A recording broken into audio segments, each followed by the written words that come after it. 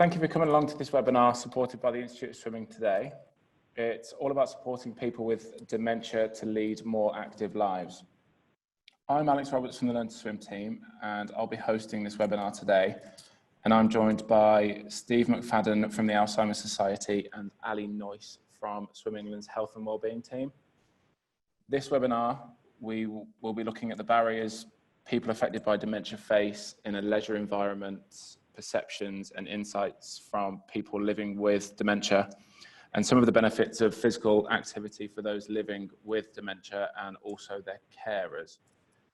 So once the dementia presentation has happened, there will be a short presentation by Ali on water wellbeing. So before we get started, there's just a quick bit of housekeeping to go through. So as I've said, the presentation will be delivered by Steve McFadden. The webinar is being recorded and it will be uploaded to our website and sent round to all of you afterwards, along with the slides. During the webinar, if you have any questions, please feel free to type them into the chat box and we will get round to them in the questions section afterwards. If you could all make sure you've got your microphones on mute throughout the presentation, just so that there's no background noise that could distract the presenter. And again, if you do have a question, there's little icons down within your chat box that you can say yes, no, go slower, go faster, or put your hand up to ask a question, but we can go from there. And throughout, again, if you can just keep them muted, that'd be perfect. So that's it from me. So I'll hand over to Steve to get started, and I hope you all enjoy the presentation. Hi everyone, I hope you can all hear me. I'm just going to try and figure out a way if anyone can comment and say whether they can hear me or not. So if anyone wants to put a little yes or no next to their name by clicking one of the buttons below, just to check that I can be heard. Beautiful. Thank you, Alex. Okay, lovely. So yeah, my name's Steve McFadden. I'm the physical activity lead at Alzheimer Society. So I've been working on this project, looking at how we can support people living with dementia to be more active as part of their day-to-day lives out in their community. Over the last 15 months, we've seen some amazing projects, amazing people as part of that as well. There's been some fabulous swimming examples as well, which I'll go on to later on in the presentation. But we know there's lots of pockets of really good practice happening out there across the country. What we need to do is we need to make sure that those pockets of good practice and the learnings from those are shared more broadly, and that more people can take up doing things like dementia-friendly swimming and other dementia-friendly activities across the country, just so that more people with dementia can benefit and enjoy all there is to enjoy about being active out in their community. So I'm not sure how many of you, I'm just clicking through to the next slide. So it'd be interesting to know firstly how many of you, I guess, how many of you would you say are confident in terms of your understanding of dementia? Do you know what dementia is? And again, if you want to just kind of pop some yes or no's in there, just so I can gauge the level of conversation across there. Just scrolling down, just testing out all the new functions on the webinar, which seems to be useful. Okay, bro. So a little bit of a mixture there. So why we always talk about why this work is so important. So dementia is set to become the 21st century's biggest killer. Someone develops the condition in the UK every 3 minutes, and currently there is no cure. So there's 850,000 people in the UK today living with dementia. And what we always say is they have the right to be treated with respect, not stigmatised or treated any differently to others because of their dementia.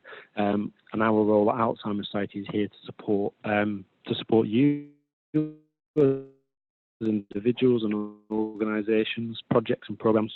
The more we talk about dementia, the less stigma people affected by dementia will face, and the sooner we can work together to find a cure. So what is dementia? Which is a question we get quite a lot. So dementia is, the word dementia describes a group of symptoms that may include things like memory loss, difficulties with thinking, problem solving or language, often changes in mood, and changes in perception and behaviour as well. Some of the changes can be quite small to begin with, but for someone with dementia, those small changes can quite quickly begin to have an effect on daily life. So we talk about dementia as the umbrella term for the group of symptoms. So there are actually over 100 different types of dementia, of which Alzheimer's disease is the most common. So it's the one that people have heard of the most. That is the most common type of dementia, but there are over 100 others as well. This piece of work that I've been working on is funded by Sport England and supported as part of the Richmond group of charities, which is where 14 of the largest UK's health charities have come together to try and provide better opportunities and support for people with long-term health conditions. So we know that inactivity and ill health are intrinsically linked. Evidence suggests that people who are inactive are more likely to have a long-term health condition, and people who have a long-term health condition are more likely to be inactive. So what we're trying to do is we're trying to work on this piece of work to encourage people living with dementia and their carers as well, so those affected by dementia, and provide information and support around activities so that they can continue to be active and enjoy doing the things that they've always loved, or trying new things and enjoying those as well. And what we talk about across our work is being dementia friendly. And often the focus on dementia might seem quite restricted. There's lots of other health conditions out there that can have a huge impact on people's lives. But when we talk about dementia friendly, dementia is such a complex thing, and it affects so many different parts of the brain, that the process and the learning that you develop from becoming dementia friendly actually kind of makes you a better place to simultaneously tackle some of the barriers that are associated with other long-term health conditions as well. So it just makes the work that we do, and what we're trying to say is that being dementia friendly actually just makes things a better environment for anyone to go in, whether they have a long-term health condition or not. It just makes it a nicer place, a nicer, more welcoming place for people to be and to enjoy swimming or whatever other activities it is that they enjoy. So as part of the work that I've been leading on, in February, we launched. My computer's been quite slow. There we go. In February, we launched the Dementia Friendly Sports and Physical Activity Guide, which is available for anyone to download through our website for free. All the links and things will be sent round afterwards. But as part of the process in developing that guide, one thing that we do as part of our work is we involve people with dementia at every stage of our work, and the insights from them are so valuable to helping shape the work that we do, and guiding us in terms of our direction. So we went to visit different focus groups across the country. So we have what we call Focus on Dementia Network groups. So it's local groups of people with dementia and their carers who come together, and they talk about different topics and feed in their input in terms of some of the challenges that they've faced across a range of different topics. So I went to them with a topic about physical activity, accessing leisure centres and leisure providers, and what some of the things, and these were some of the challenges that came back as a result of that, really. So the first thing was worried about other people's reactions. So these were things like people not understanding their difficulties. They were worried that people wouldn't understand what they struggled with. They had a fear of not meeting the required standards. So in some cases, people didn't feel like they were fit enough, or didn't feel like they were up to scratch in whatever activity it was. And a lack of confidence to find activities that they feel comfortable taking part in. So confidence came up quite a few times across this. So that was around worried about other people's reactions to them as an individual. They were worried about what to expect, so not knowing who to ask or who to speak to for additional support. So if they went into an environment that they were unfamiliar with, not easily being able to identify someone that they could ask for support or advice was something that people worried about prior to going to activities, and often stopped people going to activities in the first place if that was a worry that they couldn't overcome. People thinking about how loud it might get, so that came up quite a lot in terms of sometimes people living with dementia can struggle with loud environments and lots of noise and things happening at once, so they struggle to concentrate and find it really difficult to be at ease and be comfortable. and again, not knowing or misjudging the level of activity that that was on display. So that was something that came up around just general kind of worries and concerns, really. Some of their challenges were around caused by their memory problems. So memory loss and memory problems is something that is a common thing with dementia, but it's not the only thing. But people were forgetting where their locker is. I know Swim England have done some really good work around their dementia-friendly swimming program with things like locker saddles, which are just placed over the top of a locker where people can put a picture in of themselves, so it helps them identify where their locker is in a leisure centre.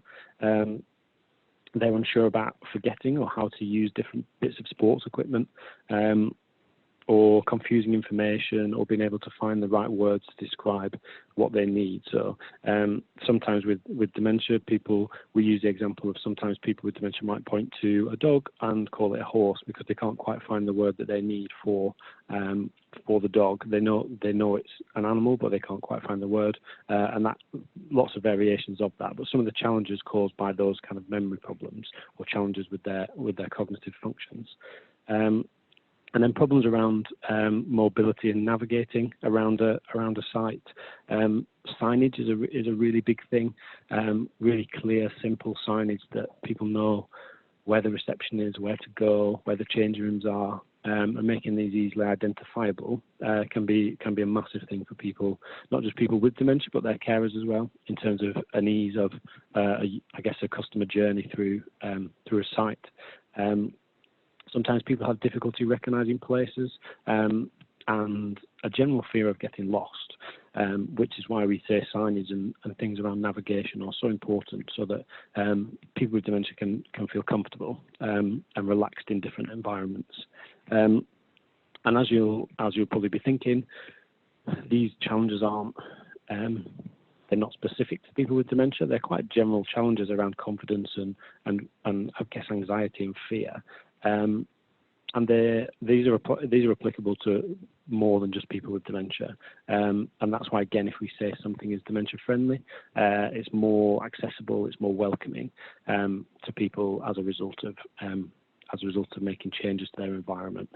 And yeah, dementia is not just about memory loss. We talk about that a lot. It's so many characteristics and conditions happen as a result of dementia, and just means if you get it right for people with dementia, there's a good chance that you get it right for everyone. So I'm going to talk a little bit more about the Dementia-Friendly Sport and Physical Activity Guide. Like I said, we launched this in February 2019, so right at the start of this year, and what we wanted was to create a practical guide, really, with advice, information, case studies in there that gives individuals, organisations a better understanding of what dementia is and how it affects people, but also provides the tools and guidance so that the sector, as a sport and physical activity sector itself, can help more people affected by dementia to lead more active lives and enjoy doing the things that they love doing. So within the guide, we talk about three main sections. So we talk about people, program, and place. So I'll go into a bit more detail of each individually of those in a moment. But generally, we have a checklist of each section across the guide. So it has key actions in each of those three sections in terms of some of the things that you can do. So the people section looks at things like Dementia Friends and kind of upskilling staff and volunteers to learn more about what dementia is. The program section looks at adapting programming, designing activities, putting on a dementia-friendly swimming offer, those kind of things. And the place is obviously looking at your physical environment and what that means. But changes across all three of these areas can have a really big impact on the lives of people living with dementia. And just generally creates a better environment. As I've mentioned a few times, that's something that we just want to generally create a better environment and a more comfortable place for people to come and enjoy swimming and other activities as well. So yeah, we're working with Sport England, as you can see from the banner on the slide, Sport England and the Richmond Group of Charities, to kind of combine our knowledge as well and kind of share learning and expertise across each other. ultimately we want more people with long-term health conditions, including dementia, to be more active, and those who aren't enjoying physical activity such as swimming and different sports, that they can actually get out, enjoy going down to their local pool or their local leisure centre, and getting the benefits that millions of others do from swimming. So people is the first section of the guide that we talk about. So we talk about Dementia Friends. So for those of you who don't know, Dementia Friends is an Alzheimer's Society programme. It's completely volunteer driven. So we have over 3 million Dementia Friends now in England and Wales and Northern Ireland, which is a huge number of people that have developed an understanding of what dementia is and have committed to taking action, however big or small that action is, just to support people with dementia in their community. So it's actually the biggest ever initiative to change people's perceptions of dementia and transforming the way the nation thinks, acts and talks about dementia. So it's a lot about, the sessions can be either face-to-face sessions, which can be an hour, which are delivered by a volunteer champion who will come in and deliver sessions for you as a group or a staff group, or run community sessions and things like that. Or people can become Dementia Friends by watching online videos. So there's various different ways that people can become Dementia Friends, but we encourage people to do that just because it's you learn 5 key messages about what dementia is, but it's a really good place to start about getting a basic understanding of what dementia is and how you could support someone if they were to come into your facility, or in your personal or day-to-day life as well. We think that's a really important place to start. In terms of making things happen across an organisation, the organisations that have had a really big impact, we've seen them appoint a senior level Dementia Friends champion internally, so someone who champions this work across their teams and across other teams as well, just to make sure that it's really, really thought about across an organisation and across individuals. We talk about creating a supportive environment in this section. So generally a space where people can feel comfortable. So that's being more patient, more understanding, more open to conversations with people, things like that. And then we talk about signposting people to support. So at the back of the guide, there is a full list of organisations and different types of organisations that you can access in terms of support. But when I talk about this section, it's not just for your customers or the swimmers that you work with. It's actually for individuals and peers and things as well. So dementia affects so many people that across your personal or professional life, it's really useful to know where you can signpost people to for support. So it's just making sure people are aware of what is out there. Like there's things like a national dementia helpline that Alzheimer's Society run that is available for anyone affected by dementia who has questions about a loved one or something like that, can call up and just kind of ask the questions and get the support and get signposted to the support that they can get. So as much as that is supporting people with dementia to come and access your services, it's also about signposting people to support internally, your colleagues, your peers and things like that as well. So that is that's what we talk around the people section. So program, this is all around dementia-friendly adaptations and considerations really. So the first thing we say is to look at your existing offer.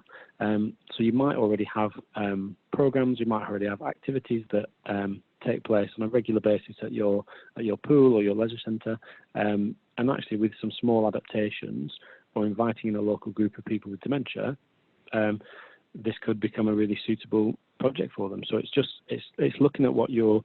I'm very conscious that we don't want people to have to set up brand new programs all the time where things might already be there in place that might be suitable. There might need to be some additional support and things put into place. But if what we're finding a lot of leisure centres as an example are doing is if they've already got an over 50s program or an over 60s program or quiet times that they publicise for a range of different people, making sure that people with dementia are considered with this and kind of invited and promoted activity to them so that they can come and take part in what you've already got. You can design new kind of programs, and when we're talking about that, one of the things that has come out from a lot of the insight gathering from people with dementia and their carers has been that social and respite opportunities are so important, arguably more important than the actual physical activity in some cases.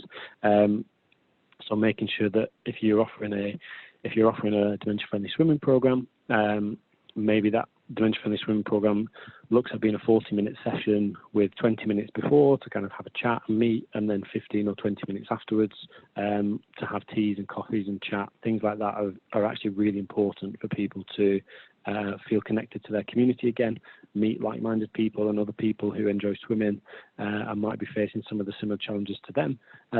But also it can create a really good peer support network for carers as well, and gives them a space where they can meet other people and chat through concerns. So there's been some really nice examples of how that's worked across a range of different sports and facilities. So that's something really worth considering.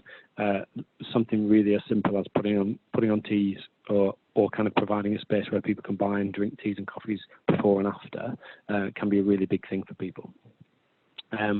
We talk about being creative and innovative. So I'm aware that it's quite a new area for a lot of people, and people maybe some of the feedback we're getting from the guide is around confidence of providers as well in terms of putting on these activities for people. We know that not everyone's going to get it right straight away. It doesn't always work first time, and that's okay. We talk about people with dementia and the complexities with it, and actually every person is different and every dementia is different. So something that will work for some might not necessarily work for others. And it's just been about being creative and innovative, but also being flexible with your approach to planning and delivery, and being open to kind of tweak things and move things if needed to support the needs of people. And that flexibility can be a massive thing for people and can be the difference between people coming and not coming. So it's just to think about what I just keep trying to tell people, that it is okay to make mistakes and not to get things right the first time.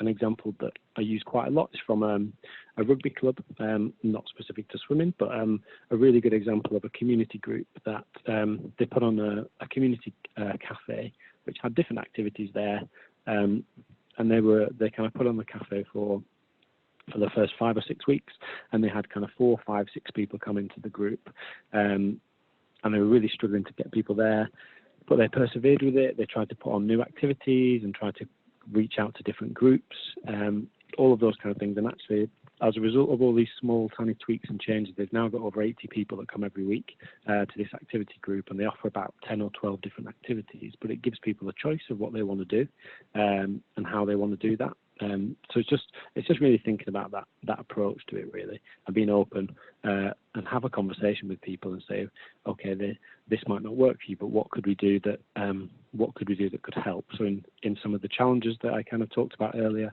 if people are worried about what to expect or their expectations of not meeting certain standards, a conversation often can kind of break down some of those challenges, and you can reassure people that actually there is no kind of minimum requirements in terms of speed or fitness or things like that. You can come and do things at your own pace. So just having that conversation and being flexible is really important. We talk a lot about engaging with local services, so across the country. Alzheimer Society is quite a big organisation, so we have over 2,500 staff members in various roles across the country, and a lot of those work in local services. So we have people like dementia support workers who interact with families affected by dementia on a regular basis, and people with dementia kind of access various different services, from things like dementia cafes or singing groups, and often they're looking for new activities to do and different things to try. So there's a ready-made audience there of people who are living with dementia or affected by dementia that have links to Alzheimer Society services, that actually having that conversation with them, engaging with local services and telling them about what you've got to offer in terms of your swimming offer, or kind of thinking about how you can link in and support people with dementia in your capacity as either a volunteer or a coach. But yeah, it's kind of looking at that, the different ways that you can do that. And then the other thing is just about being part of your local dementia-friendly community. So across the country, we have over 400 dementia-friendly communities. So these are groups of organisations across a town or a village or a city that are all working together to become more dementia-friendly and serve the people in their community. So often it's people like, it's businesses, it's things like leisure centres, it's banks, it's supermarkets, and they're all part of their local dementia-friendly community. And that means that they can share learnings and share ideas, but also promote activities amongst each other. And just it's a really good way of accessing people affected by dementia and letting them know that you have products or services or facilities that they can access and enjoy. So that's talking about the program section.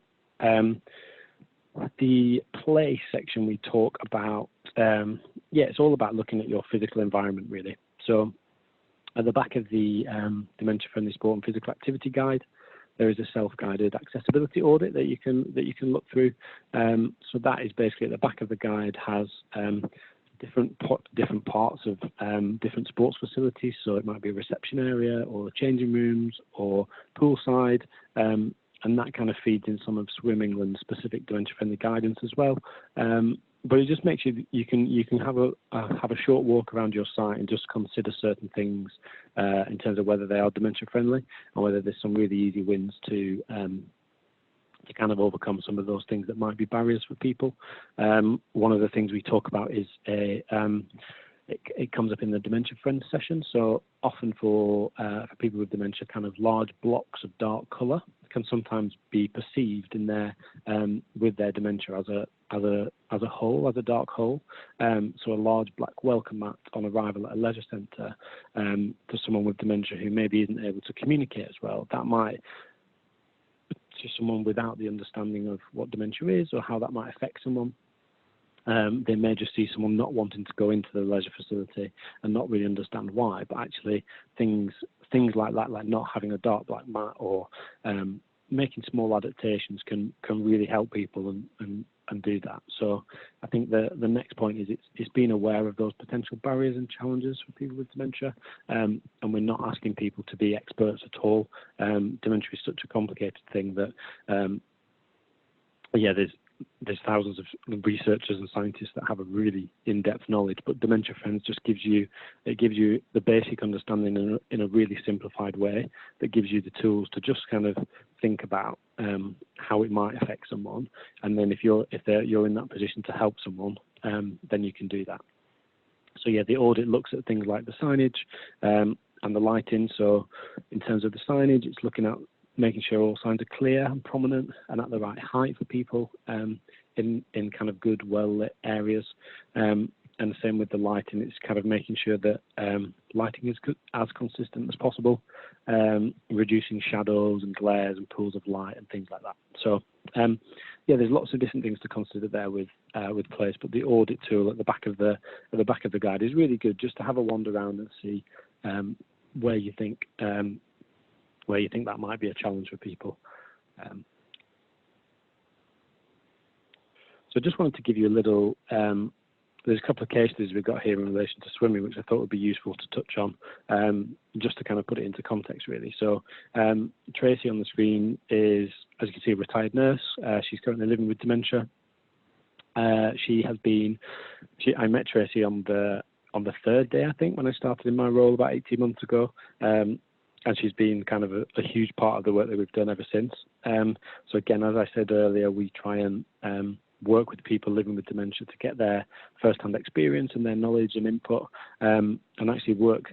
Tracy's come out and spoken at conferences with me, and she's featured in a video with us.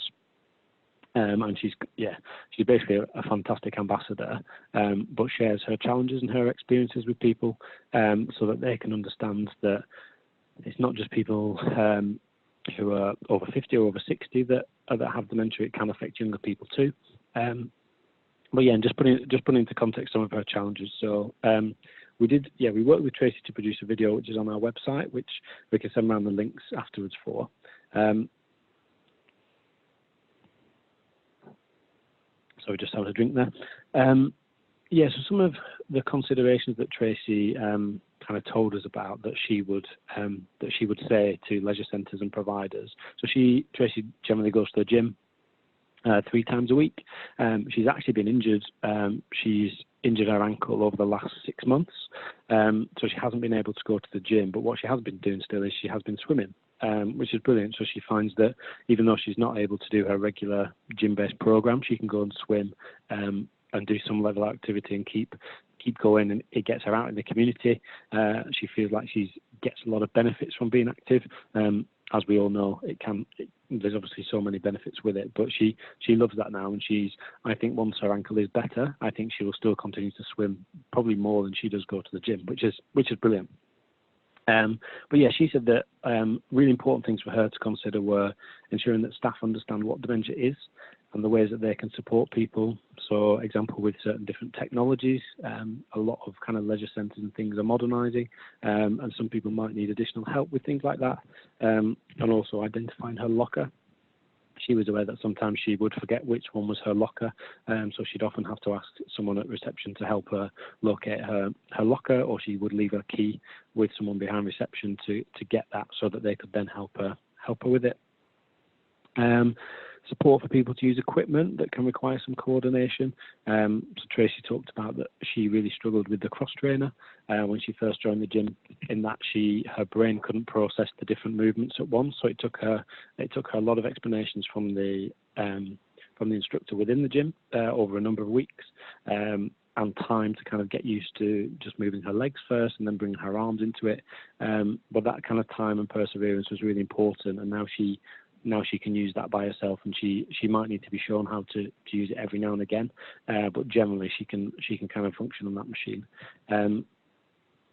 She talks about she does sometimes worry about her that she might forget how to swim, so she hadn't been swimming for a long time before she went in the pool recently, and her kind of concern was around, would she still remember how to swim, and she did, but she said, in terms of chatting to her, that it would have been really helpful just to know that there was someone on hand if she maybe wasn't as comfortable as she used to be at swimming, that could just kind of be there as a bit of reassurance for her around that time.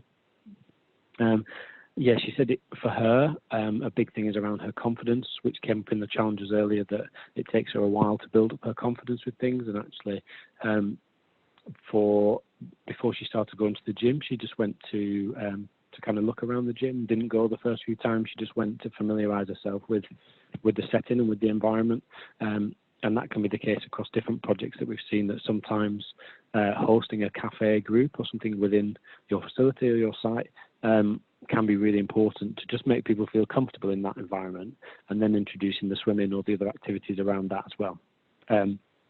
So that was something that came up, and she mentioned around the gym and the leisure centre can be quite loud at times, like I mentioned earlier, and she finds that quite overwhelming. So maybe having quiet times and areas where people can kind of take time out, or quiet areas where they can just get a bit of space in a quieter area that isn't overwhelming and daunting for them. But yeah, she's absolutely loving her swimming at the moment, which is show music to all of your ears. But there's lots of other people out there like Tracey that, with a little bit of adaptation and support, can mean she can remain independent and keep active. And it's since she's been going to the gym and keeping active. She was walking with 2 sticks, but now she's walking with 1 stick. And she's kind of reaping a whole other bunch of health benefits as well. So she's a really good example and a really good ambassador. So if you do get 5 minutes, it's really worth watching Tracey's video.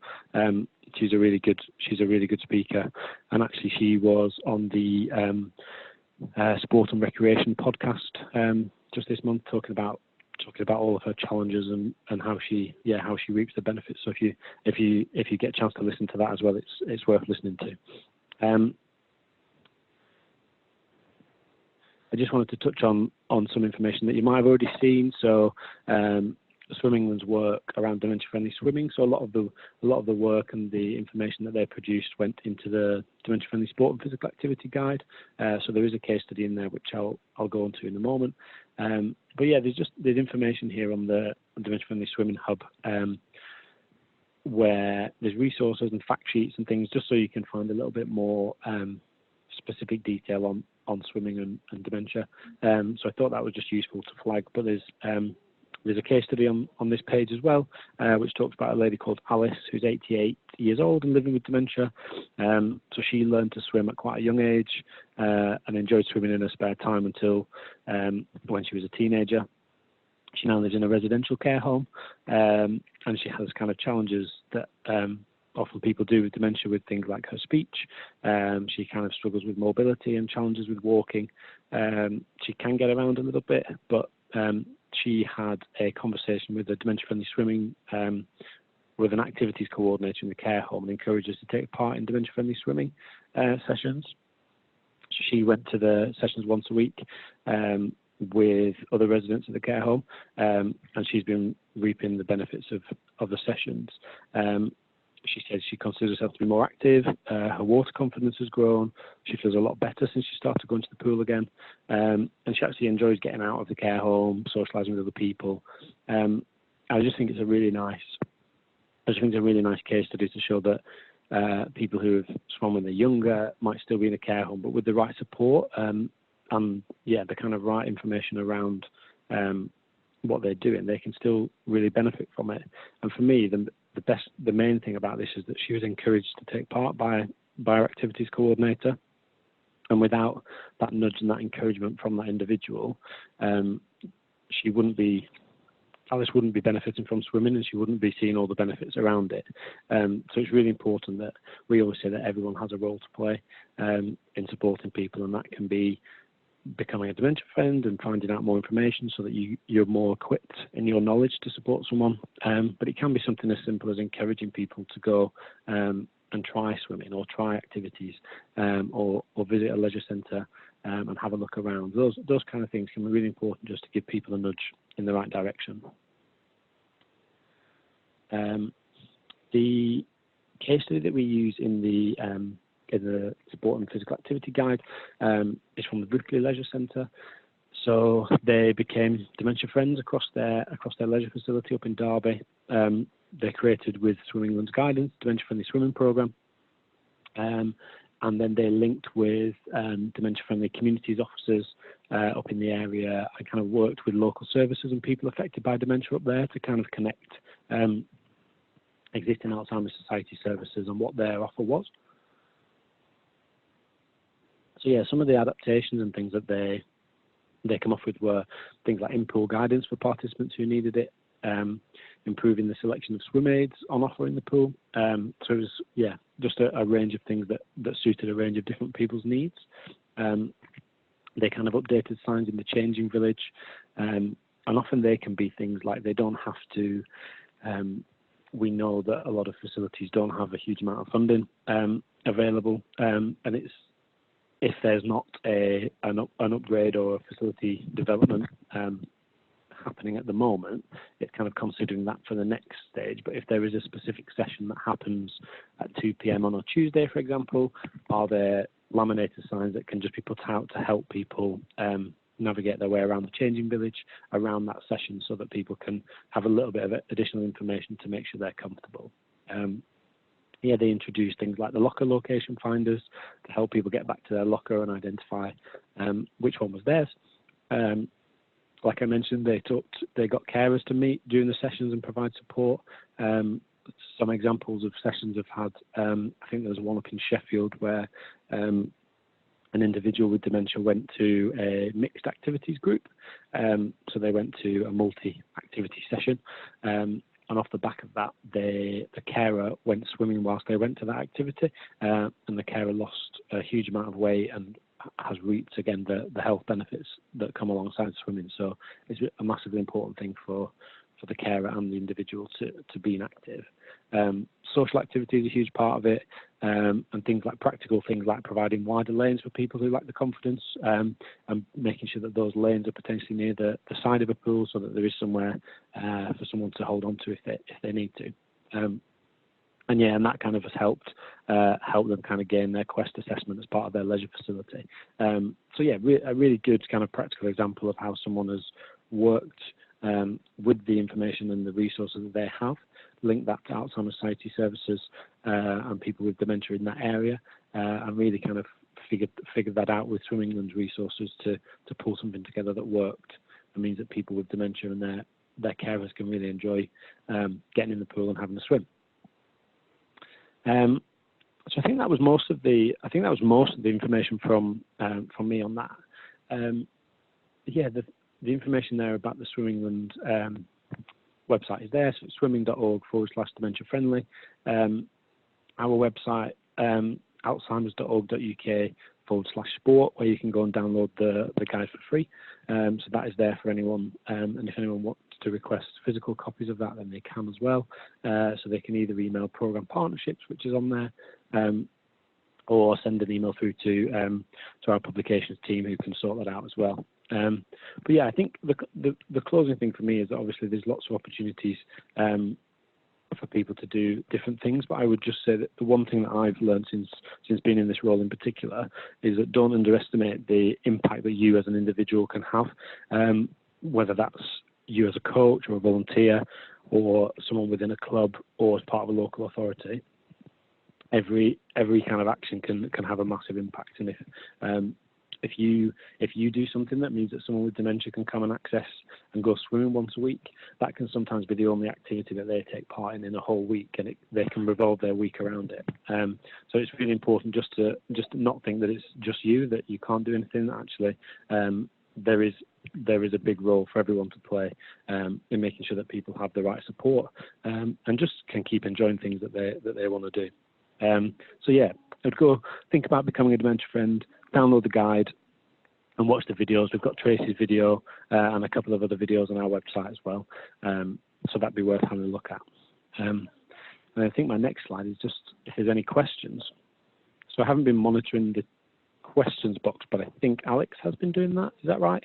Yeah, we haven't actually had anyone type any questions in. So if anyone has any questions specifically around this, I'd like to ask Steve, or if there aren't any, Steve, are there any common questions that you have come in regarding getting involved with dementia and the Alzheimer's Society? Yeah, I think often people don't realise. I think people don't realise what's on offer locally, and I think people sometimes struggle with getting people with dementia and other long-term health conditions to their projects. And the one thing that I would say is to reach out to our local services. So on the Alzheimer's Society website, there's a thing called the Online Dementia Directory, where it's a postcode finder tool where it lists different activities and things that people with dementia can access. So it's mainly for carers to search and people with dementia to search for things that they can do in their local area. So one thing, if you do have a dementia-friendly swimming session, you can list that on that platform as well.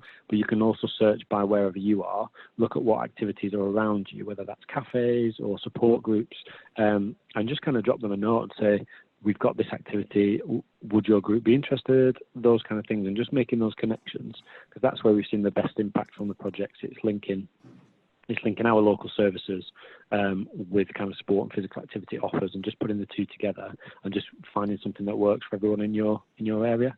That would be one of the main things that people come to us with. Okay, yeah, that's good. And it seems like there are a lot of tools out there that can be used by centres and sites for this, so that's really good. We have actually just had one come in the chat box, which is, what support is available from Alzheimer's Society to organise and manage a swim session at a local centre? And do they rely on volunteers, or is there a route for qualified swim teachers to become engaged?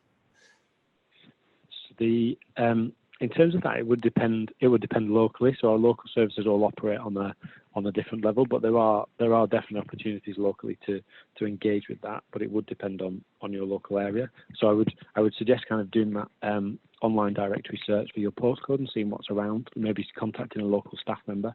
So we have staff members like dementia support workers, who in some cases will support people with dementia to access different activities, and they may take them or kind of be around when things are happening. So I know that happens in some leisure centres where dementia support workers will be present at those activities, one, to have conversations with people and make sure people are all right, but be there as an extra pair of hands if needed.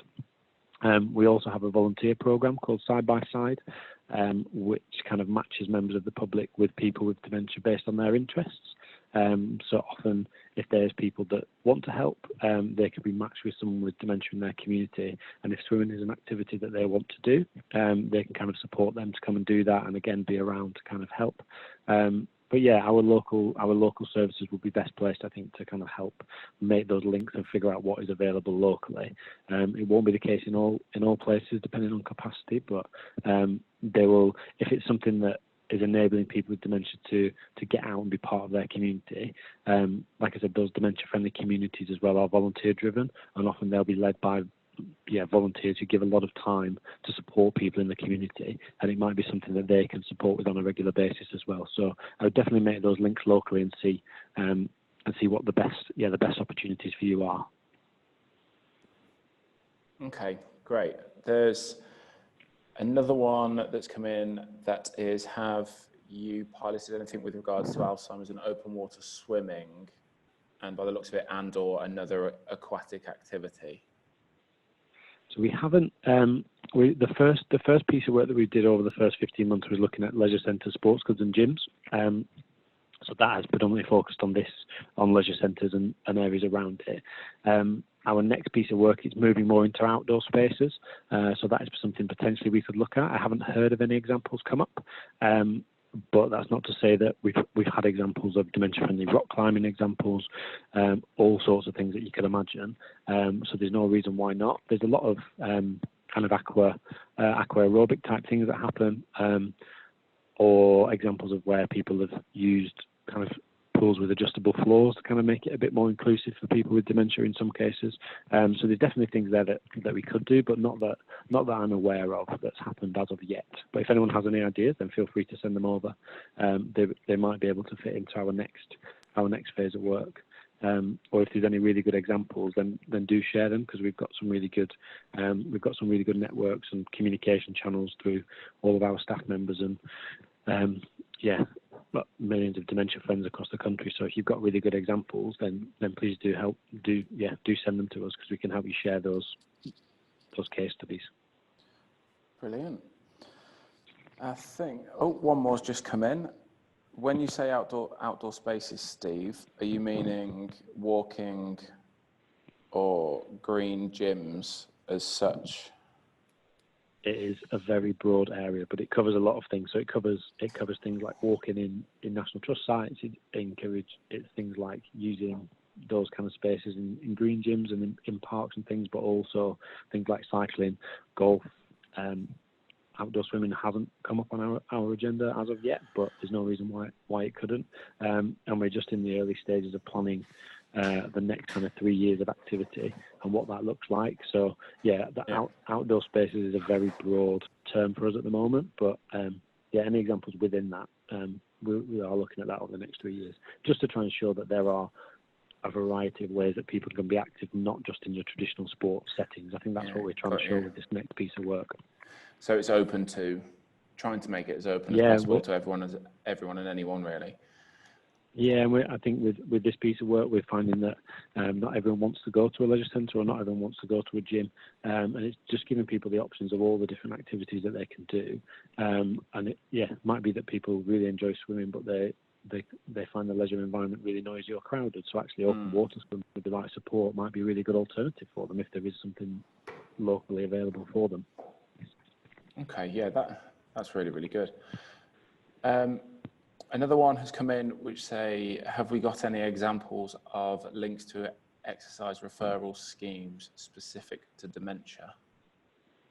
So we are, obviously there's a lot of talk at the moment around social prescribing, and again with our next piece of work, I think we've seen it happen in a couple of places, not in again those little pockets of good practice where it's worked really well, where people have kind of recommended for people with dementia to go to certain activity groups and activity classes.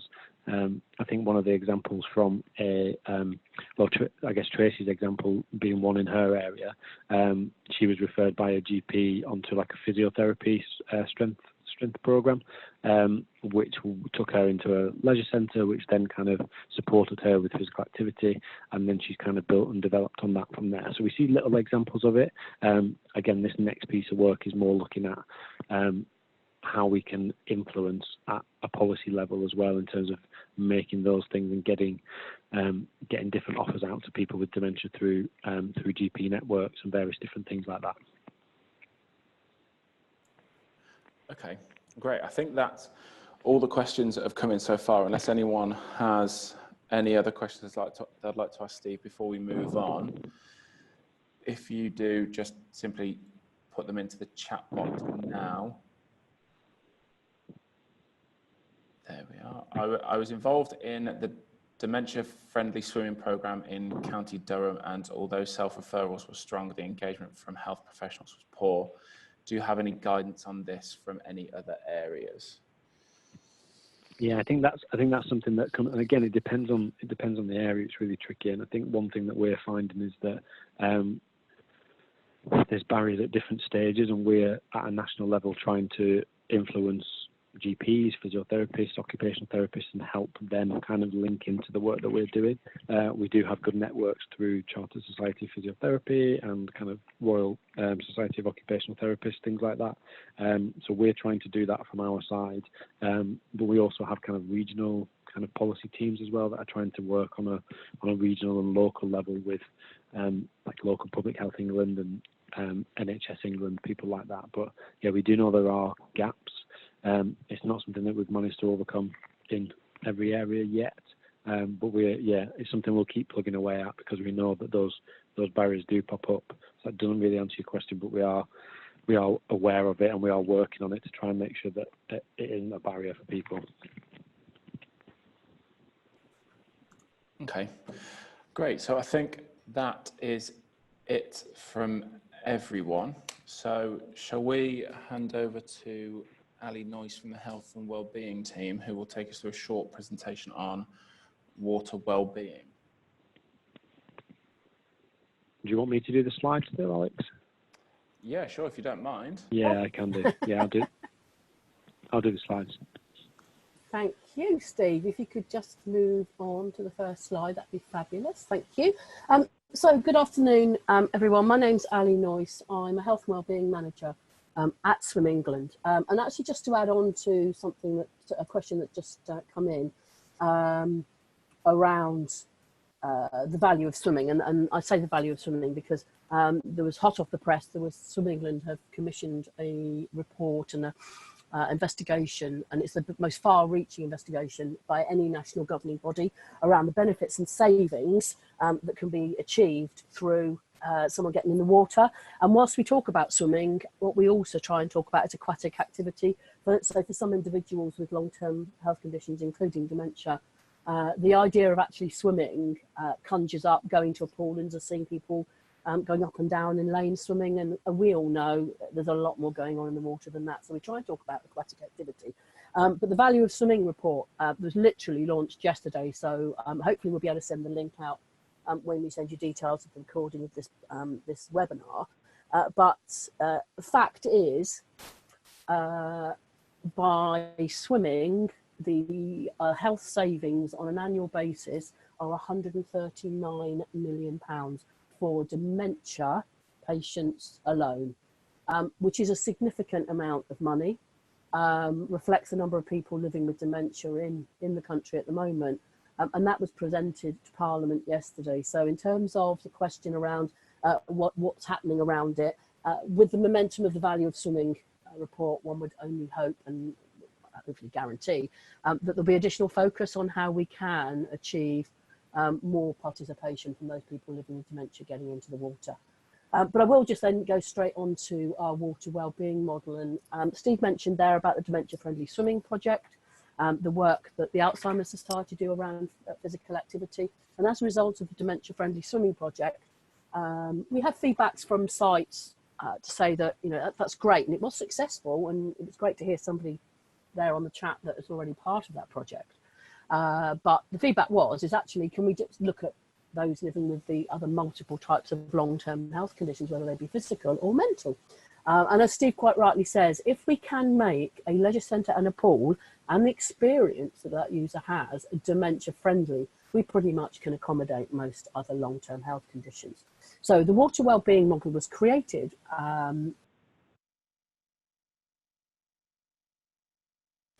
We just move on to the next slide, Steve, if that's okay. Thank you. So the Water Wellbeing Model was created off the back of the Dementia-Friendly Swimming Project and the Swimming and Health Commission report back from 2017, which is 130 pages if you'd like to read it. However, it fundamentally said being in the water is great for you. So yeah, next slide if you would, Steve, thank you. So our Water Wellbeing Model focuses in on something some of you may be familiar with, the 3 Frontiers model. And if we're thinking about an individual with dementia who perhaps it's been suggested that they may want to get into the water to improve their health or even have a good time, then it's really important that that whole customer journey is relevant and appropriate and is a great experience for them. So our three frontier model looks at the whole journey. So frontier 1, as you can see from there, is about the swimming's visibility. So if someone's not been into a leisure centre or not been anywhere near a pool for maybe 10, 20 years or even more, how do they find out about it? Well, sometimes it will be going on the website for your particular pool or leisure centre. Does your website look inviting to somebody that perhaps has got their own individual challenges? Is there a range of demographics? Is there a range of abilities on that website? And is the information there that's relevant to the individuals to break down some of the barriers that those individuals have that Steve talked about a moment ago? The Frontier 2 is then all around what's it like to actually get into the leisure centre and negotiate yourself to the pool. And this is very much around us supporting leisure centres and having a welcoming environment, making the leisure centres as inclusive as possible, and ensuring that the individual can have a great experience as they travel into the leisure centre and get to the water. And then the third frontier is about what we actually do and what the individual can do when they enter the water and tailoring it to their needs. That might be a specific dementia-friendly swimming project or session. It might be just a family fun session that we know is dementia friendly to enable someone with dementia to come along with their family and friends and their carers. Or it might be a specific exercise class or a session in the water that we know is able to accommodate those people with dementia in a very friendly and professional way. So next slide if you would, Steve, thank you.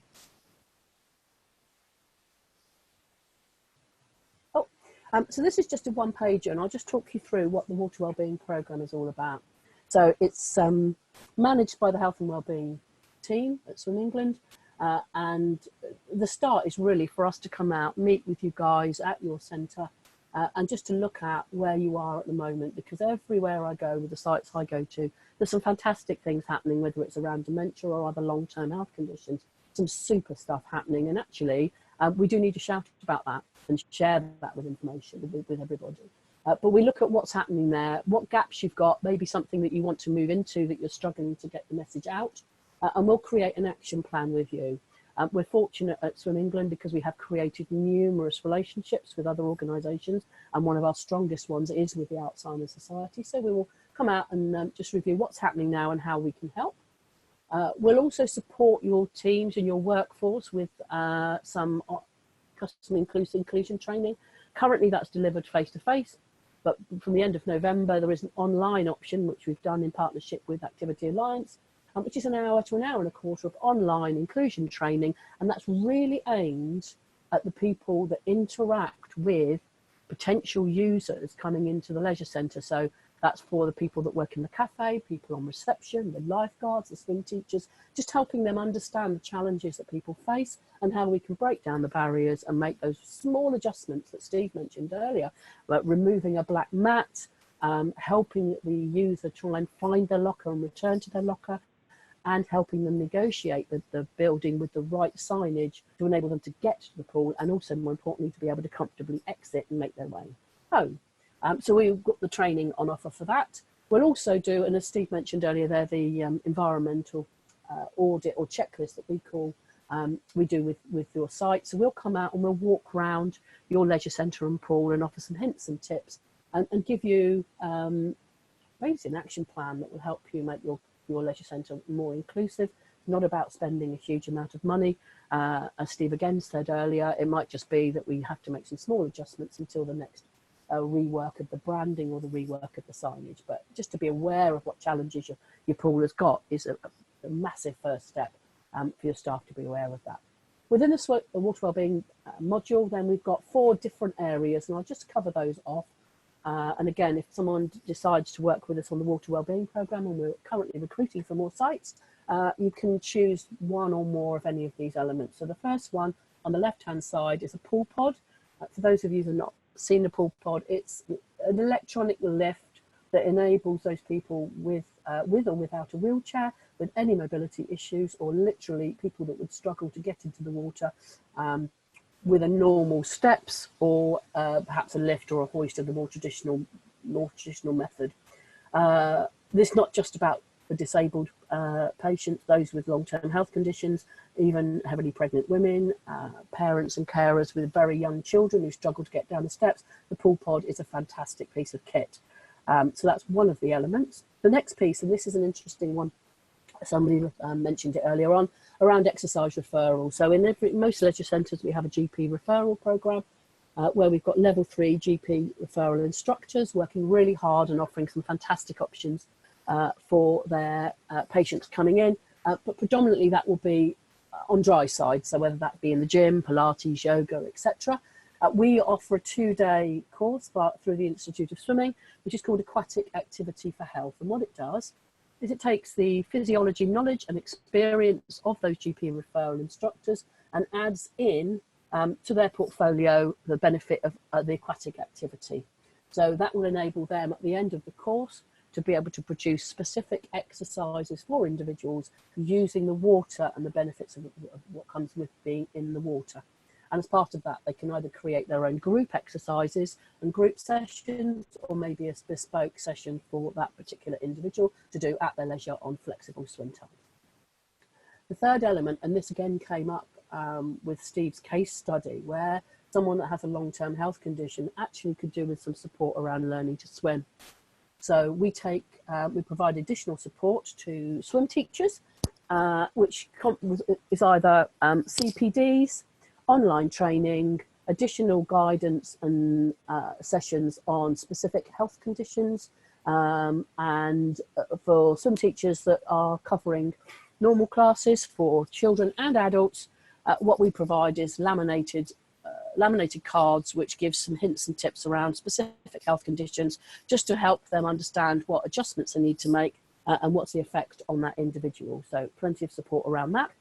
And then the final element is something called Good Boost, which is a new introduction over the last year or two, where classes or individuals can go, classes of people can go into the water using a tablet, which has a software app attached to it, which will enable the individual to have a bespoke exercise regime, exercises on that tablet, but individual to them.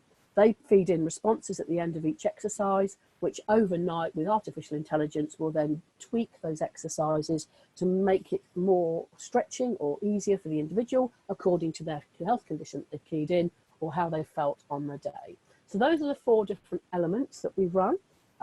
Overriding all of that, we provide ongoing support around reaching out to other organisations. Here we're talking about Alzheimer's Society, but we have lots of partnerships with other organisations should you wish to be involved with specific health conditions, and I'll come on to that in a moment. And these are the additional training, webinars, there's the health fact sheets that are on swimming.org. We'll send a link out after this webinar, and ongoing support, and we're continually building on those health fact sheets, and they're available free of charge. And finally, the other piece is really important to us, which is around share and learn days and evaluating the water wellbeing model. What's really important is we're able to get the benefit of the experience of all of the operators and pools that we're working with, getting them together twice a year just to talk about what have been the successes, share the case studies, and as importantly, collect what have we achieved with this, which will then put together and then send back out again to support you guys with any subsequent funding applications to other organisations that you might need. So we kind of got the economies of scale of lots of people all working on this project in their own specific way in their own pools, but sharing all of the information and case studies to have a more impact across the country. The water wellbeing model at the moment, we've been running for 18 months. We are looking for new sites to work with. We're building it. Our ultimate goal is to get it across the whole of the country, and we're on that journey. So next slide, if you would, Steve, please. Thank you.